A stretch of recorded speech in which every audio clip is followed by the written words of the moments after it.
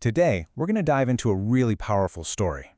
It's all about how you can turn suffering into your greatest strength, and how you can find a sense of freedom even when you're trapped.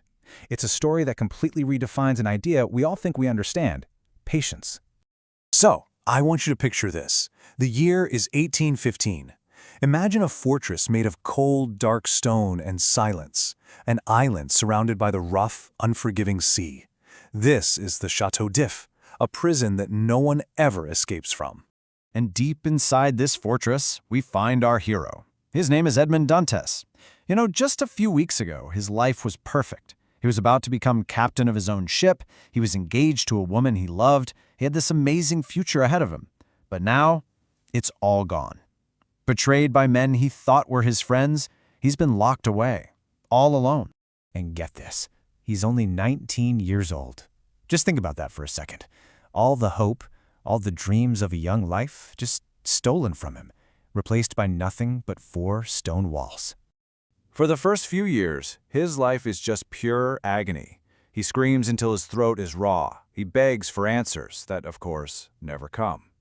At first, there's this burning fire of anger inside him, but over time, that fire just goes out. And all that's left is a cold, dark, and hopeless despair. And this is a really important idea. When you feel like you have absolutely no control over your life, time itself starts to feel like a kind of torture. Every tick of the clock is just another painful reminder of the life he's losing. He's at his breaking point. He's ready to just give up. And right then, at his absolute lowest moment, something happens. He hears a sound. It's faint at first, but it's steady. A scratching noise, and it's coming from the other side of the stone wall. For the first time in years, he realizes he might not be completely alone. That sound leads him to Abbé Faria, another prisoner, who's been digging for years. Now, on the outside, Faria looks like a frail old man, dressed in rags. But as soon as they start talking, Edmond realizes that while the prison has trapped Faria's body, his mind is incredibly powerful. It's calm, and it is completely and totally free. So Edmond, he just pours his heart out to Faria, telling him how he's lost all hope and how he's consumed by revenge. And Faria gives him this piece of advice that changes his life forever. He says, "You cannot control these stone walls, but you have complete control over who you become inside this cell." And right there, that's the moment everything begins to change.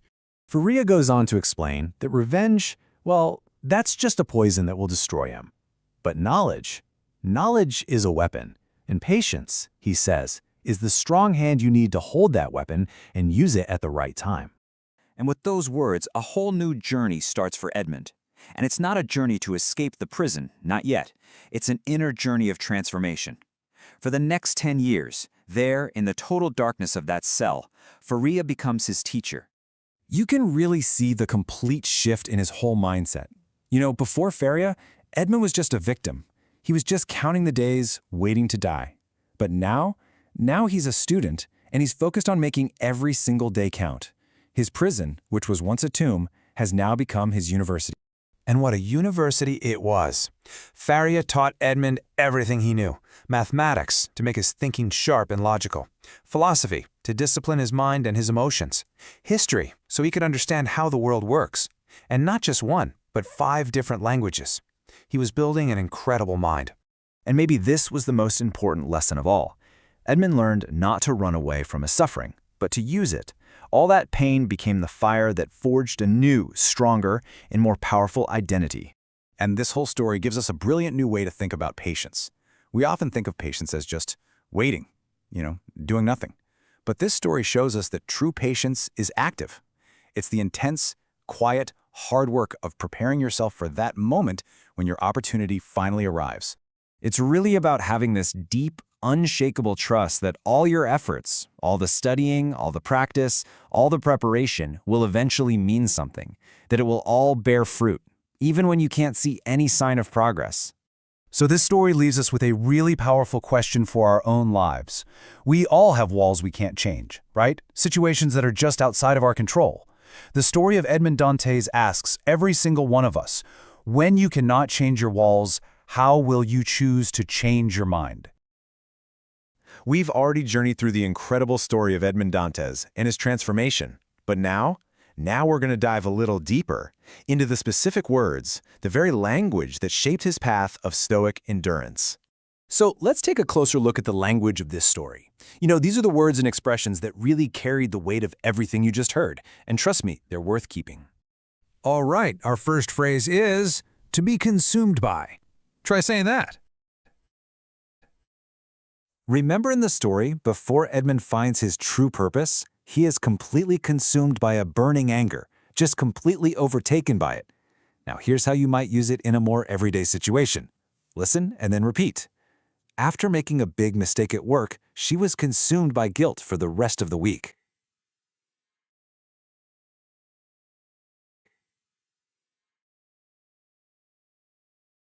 Okay, next up, to surrender.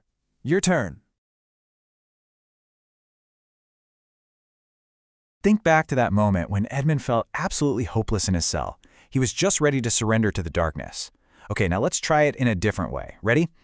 The math puzzle was too difficult, but he refused to surrender until he solved it.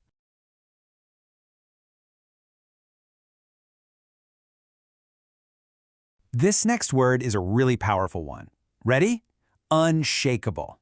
Go ahead, say it. So, when Edmond meets Abbé Faria, he realizes that Faria has this unshakable calm. It's a peace that just couldn't be broken, no matter what. Here's another example for you. Let's try it. Despite the negative reviews, the director had an unshakable belief in her movie.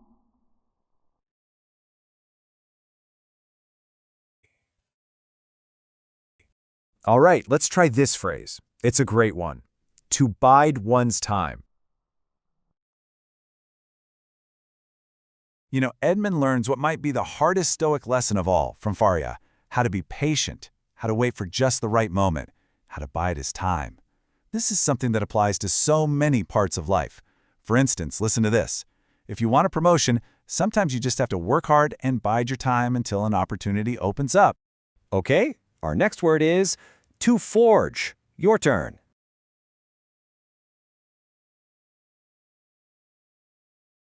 In the story, all of Edmond's immense suffering, it becomes like a fire that forges his new identity. It shapes him. But we can also use forge in a really positive way. For example, the two students forged a strong friendship while studying abroad together. Now this next word, it's absolutely central to our whole theme. Endurance. Say it with me, endurance. For Edmond, endurance wasn't just about suffering through something, right? It was about having this deep trust that all his efforts would eventually mean something, that they'd bear fruit. In a more physical sense, you might hear it like this. Running a full marathon requires years of training and incredible physical endurance.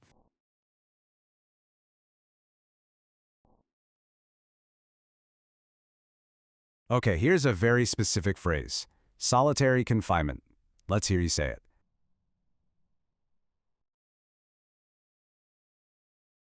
This describes that awful punishment Edmond faces when he gets thrown into the deepest part of the dungeon, into solitary confinement. Here's a more straightforward example. The prisoner was placed in solitary confinement because he was fighting with the other inmates.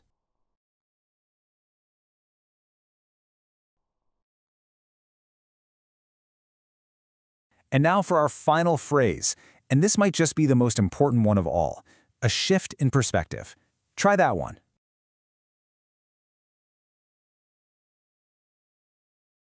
You see, this is what changes everything for Edmond. This massive shift in perspective, it literally turns his prison into a university. For us, a similar shift can come from all kinds of experiences. Here's an example. Traveling to a developing country gave him a huge shift in perspective about what is truly important in life.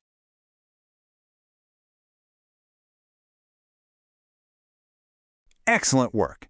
So now that we have this language in our toolkit, let's take a moment to reflect on the story itself. I want you to think about a few things. First, how did Abbé Faria's arrival really change Edmond's view of his whole situation? Second, what's the real fundamental difference between Edmond's early anger and the patience he finds later? And finally, why do you think Faria calls knowledge a weapon?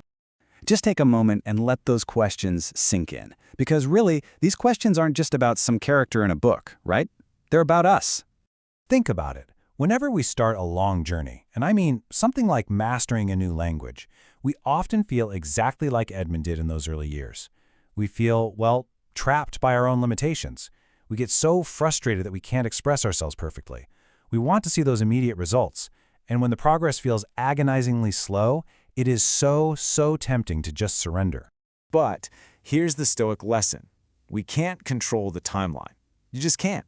You can't force a language into your brain overnight any more than Edmond could punch through stone walls with his bare hands.